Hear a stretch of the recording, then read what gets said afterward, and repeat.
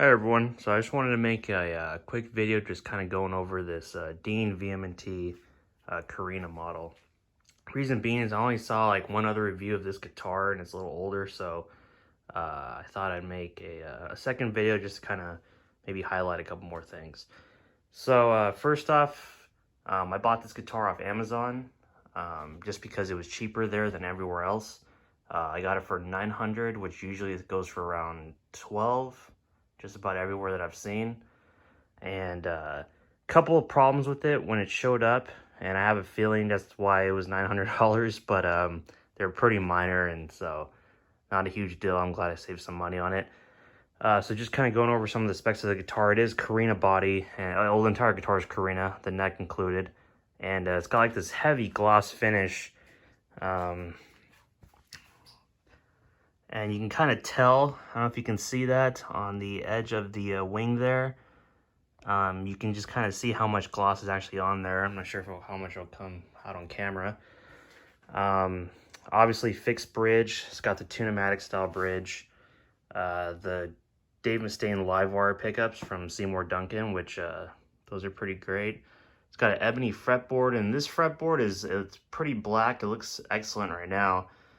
When it showed up, it was more on the browner side, and that's most ebony fretboards I find, and I have to usually kind of like clean them up and lubricate them with some fretboard cleaner. I use the Gobi Labs fingerboard conditioner, and that seems to do it work pretty well. You can see now it's pretty black. The inlays are sick. They're mother of pearl inlays. And they look great on the guitar. Really cool.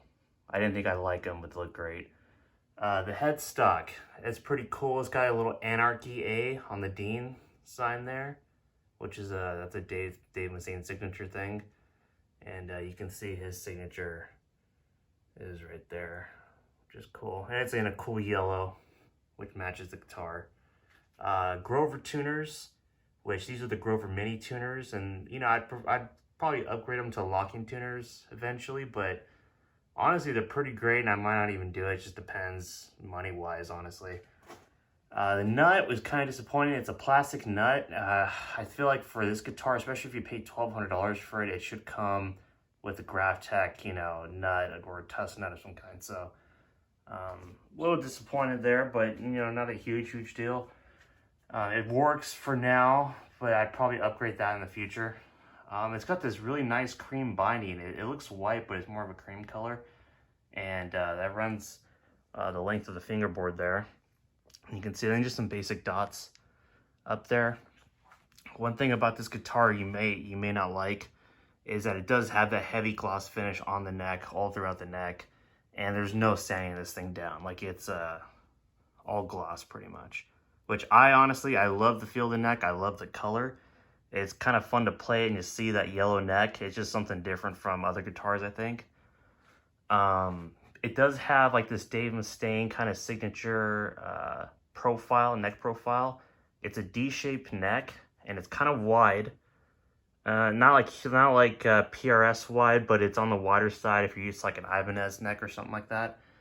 And it's thicker at the top, and it slowly gets thinner as you go down to the higher frets, which honestly is one of my favorite necks I've ever played. When you're up top, I wasn't used to that chunky feeling, but after a while it feels kind of good, and you know, it's an enjoyable neck to play. The fretboard radius is 16 inches all throughout, which I dig that. I've only ever played 12 to 16 inch radius fretboards, meaning that they're kind of rounder at the bottom here of the neck, and then they get progressively thinner for the higher frets, you know, so you could play all fast and shred. But this one's flat all the way through. Now, not quite as flat as Ibanez, which could be like 17 inches or even flatter. The higher the number, the flatter it is. So this is right around 16 inches. For reference, like a Fender might be 9.5. Or even 7.5, somewhere around there. It depends on the model. But so on the flatter side, which honestly I love it. I've never had a flat neck like that, and it's great. The knobs are okay. You know, they're not like the best. They're on the cheaper side. They're import knobs. Same thing with the pots, import pots, and you pretty much only use them, you know, max volume at 10, and that's pretty much all you can do. Same thing with the tone knob as well. Not too great. Switch is good. Switch is not like the super cheap Chinese switch. It's like a step up from that, but it's not like the Switchcraft model or anything. But it works, and if it ever breaks, you know, you just swap it out for the good ones. The bridge is a Korean tunematic bridge, and it works well, intonates well, and sets up fine, so can't complain. The only thing I don't like about these bridges is, and it's kind of like a problem with tunematics in general, is when you pull the strings off to clean, and if you get a rag in there and wipe it off, these wheels turn really easy, and you can really screw up the height of your bridge. And if you don't know how to set up a guitar, that could really screw up your whole setup, and you know, that's not fun. So probably learn how to do a setup if you don't. One thing that was messed, or a couple things that came messed up with the guitar. One was this screw right here was just missing, and for the first couple of days I didn't notice it, but then I saw it and it was just gone, and so I ended up finding it inside the case just loose. I don't know why it was just loose, like someone unscrewed it or didn't screw it back in all the way or something. It came out. Another thing, flip the guitar around.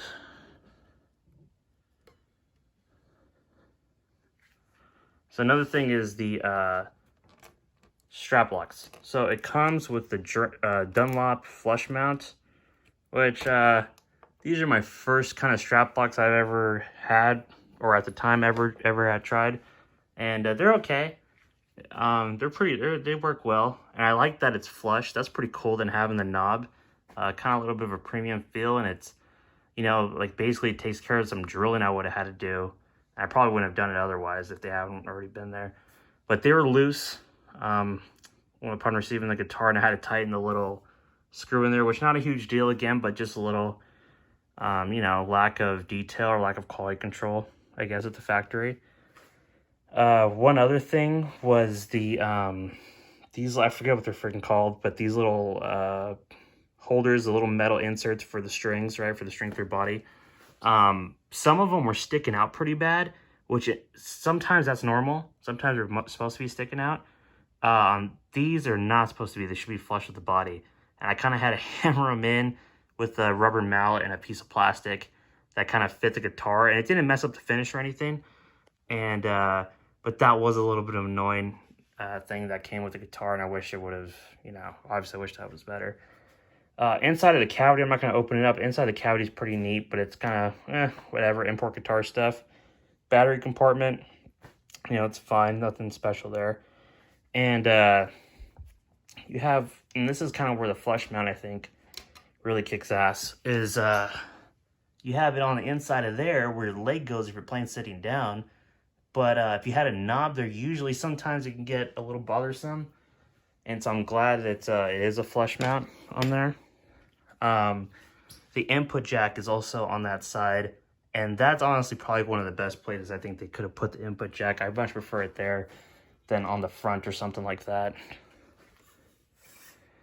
You can see there is a little limited edition, which I'm not sure it is limited edition if they keep making them, so, you know, unless there's some kind of end date here. And you can see there Korea, and I hate that they put this. I wish this right here should have been just maybe like a sticker, this recyclable thing. I don't even know what that is. Yeah, compliance, something compliance. That should have just been a sticker that you would have pulled off. I don't know why they would have embedded that with the rest of the, you know, the numbers back here. And obviously you can see the tuners, of course, the Grover ones. And the tuners are sick. And yeah, the guitar feels great, and honestly it's a set neck, obviously, and yeah, it feels amazing, honestly. Like you can't ask for any more than that. Pretty cool guitar.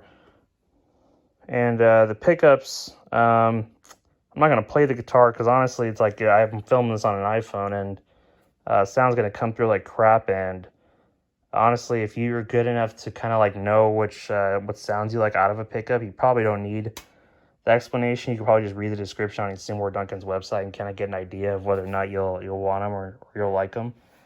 I'd say if you're a beginner, kind of like an intermediate player, and you're not that well versed into exactly, you know, what sound you're looking for, I mean, these are going to sound great, and you know, it's not going to sound bad, and so you'll probably enjoy them. And worst case scenario, you just sell them and put something else in there. But they are active. One thing I'll say about them is that they're not like an EMG. Like if you ever played an 81, it's not like that. It doesn't have the compressed, sort of, in my opinion, sterile sound. They definitely have, like, it's more of an open sound, I would say, a warmer sound, and I guess fuller. It's a lot of breathe. I guess it's not, like I said, it's not as compressed. And it's honestly closer to a passive pickup, in my opinion. And I really, really enjoy these, and I don't really like EMGs all that much. So, you know, take that for what it is. And, yeah, pretty great guitar. I dig the fixed bridge. I just wanted this because I didn't want to get a V with a Floyd, and that's pretty much all Jackson makes. And then I discovered this guitar, which of course is a Dean, but it's great, honestly. It's an amazing guitar, and besides a few little quality things, I think, and that might have just been a special case with my scenario, this is an amazing guitar, and I wouldn't hesitate to pay $1,200 for it. So yeah, hope this video helps you guys, and you know, if you have any questions, of course, drop it in the comments. I'll be, you know, love to answer them. Okay, thank you.